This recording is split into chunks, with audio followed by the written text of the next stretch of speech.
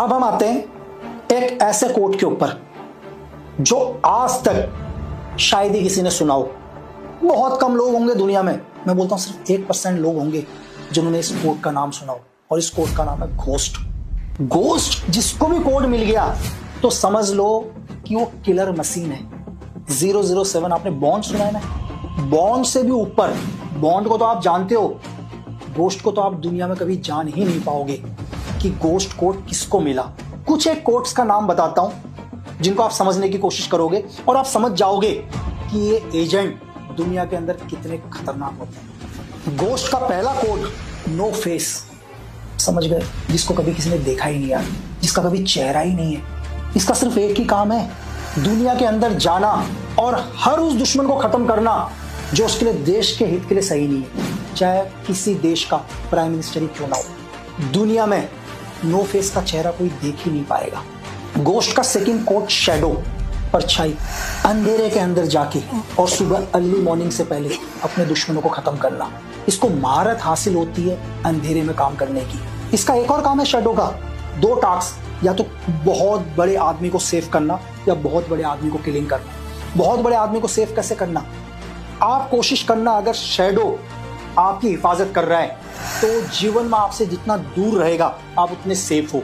तो ये समझ लो कि शैडो आपसे दूर है तो आपका एनिमी आपसे दूर है। शैडो जैसे जैसे नजदीक आएगा तो इसका मतलब आपका एनिमी आपके नजदीक पहुंच रहा है। तो तब तक आप जीवन में सेफ हो जब तक आपका शैडो आपसे दूर है। घोस्ट का कोड 3 ब्लैक आइस, काली बर्फ। बिल्कुल सही समझे आप। दुश्मन को खत्म करना, एविडेंस भी नहीं छोड़ना। ब्लैक आइस क्यों पता है? बर्फ का चाकू, अगर किसी को मार दोगे तो निशान तो आपने आप ही खत्म हो जाएगा ना यार। तो इसका एक ही काम है, जब भी यह अपने एनिमी को खत्म करता है कभी कोई एविडेंस नहीं छोड़ता। और दूसरी चीज, हमेशा इसके पास एक गवर्नमेंट का बैकअप होता है। ये दुनिया के जिस भी गवर्नमेंट का कोड होगा तो इसके पास बैकअप 100% होता है, क्योंकि इसका जो टारगेट होता है वो बहुत बड़ा होता है यार। विंड मेकर, समझ गए आप? बिल्कुल नाम से समझ में आ रहा होगा आपको। किसी भी ऑपरेशन के बाद कुछ वक्त के लिए गायब हो जाना। बिल्कुल, एक टारगेट खत्म किया, कुछ टाइम तक अंडरग्राउंड हो गए। लेकिन एजेंसी के बहुत कम ही लोग इसको जानते हैं यार। अगर सपोज करो कि सीआईए का कोई कोड विंड मेकर है तो ऐसा नहीं है कि पूरे सीआईए को पता होगा, एक या दो आदमी को ही पता होगा इस कोड का कि वो जो बंदा है उसका कोड है विंड मेकर। अपनी ही एजेंसी के बहुत सारे लोग भी इसे नहीं जानते। नेक्स्ट कोड क्लीनर, समझ गए? क्लीनर यार, सफाई करना। कोई भी ऑपरेशंस के बाद इसका काम होता है एविडेंस को खत्म करना। सपोज करो कि नो फेस ने एक ऑपरेशन किया यूएस की धरती में, तो क्लीनर का काम है उस एविडेंस को खत्म करना।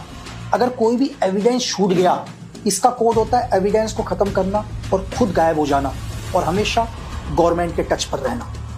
घोस्ट का नेक्स्ट कोड साइलेंट ड्रैगन। अगर ये कोड किसी के पास है तो समझो उसका एक ही काम है, बहुत बड़े लेवल के आदमियों का हत्याएं करना, बड़े पॉलिटिकल किलिंग करना, ठीक है।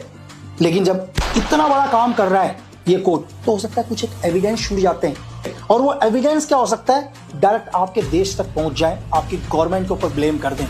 तो जैसे मैंने आपको बताया कि क्लीनर का काम था उन एविडेंस को खत्म करना।